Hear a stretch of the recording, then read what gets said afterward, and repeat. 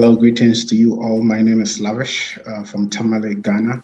I'll be speaking on the subject digital revolution, breaking barriers and expanding opportunities. My focus will be on the Ghanaian woman and smartphone, which can be used for all other women across the world.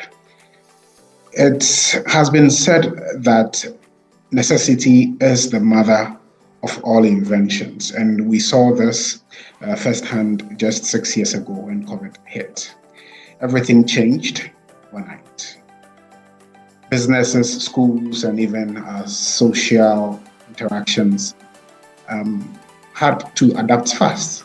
And in the wake, we awoke a sleeping giant, the internet. For years, we have talked about globalization, but suddenly it has just not been a talk anymore.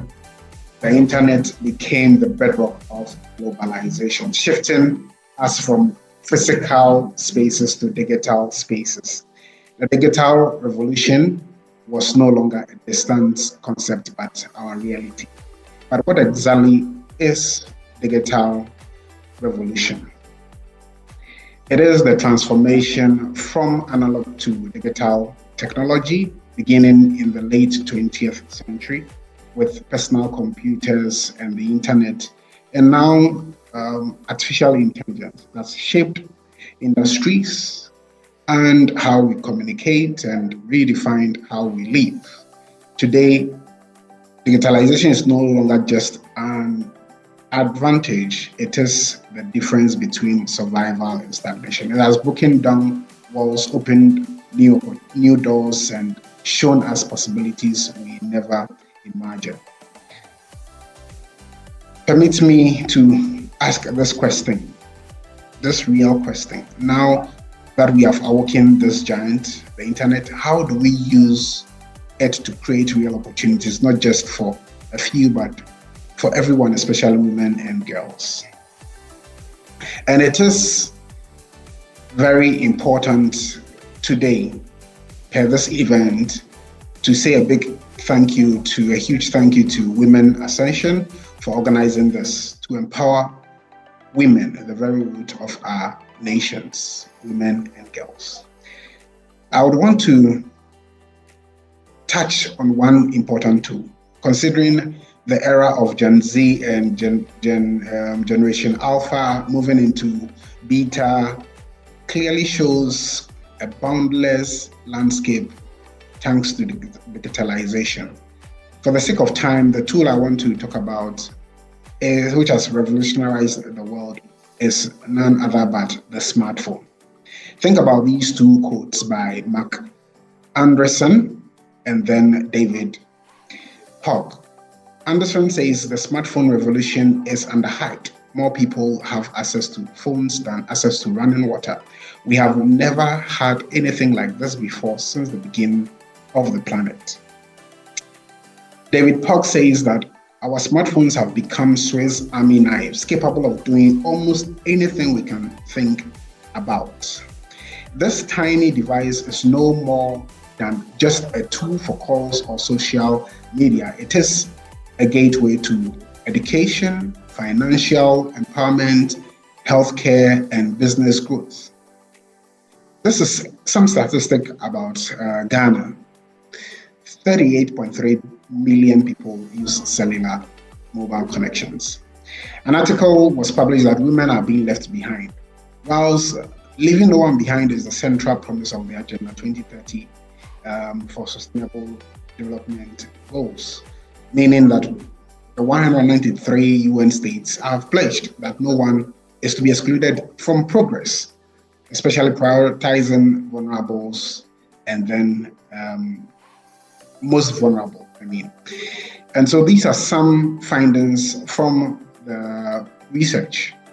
Smartphone ownership is a problem. Women, 60% of Ghanaians own smartphones compared to 72% of men. There is gender disparity in income. 50% of the population are women, but there is disparity in income. And so it makes affordability a challenge. There is perception about data costs, since women are caring for the family and thinking about the well-being of the family. They see mobile data as waste and compared to other financial agents' needs. And then one key other thing is digital literacy. Now let's look at some case studies. Ama is a trader in Mokola. She used to rely on food trading to sell her goods. Now, due to smartphone, she uses She used the smartphone to market her products on WhatsApp, Facebook, Instagram, reaching more customers and processing payments through mobile money. Fatima, on the other hand, in the northern region, once struggled with unpredictable prices. Now, using the smartphone, she's able to receive real-time market updates and improve her income and decision making. This is the power of digitalization.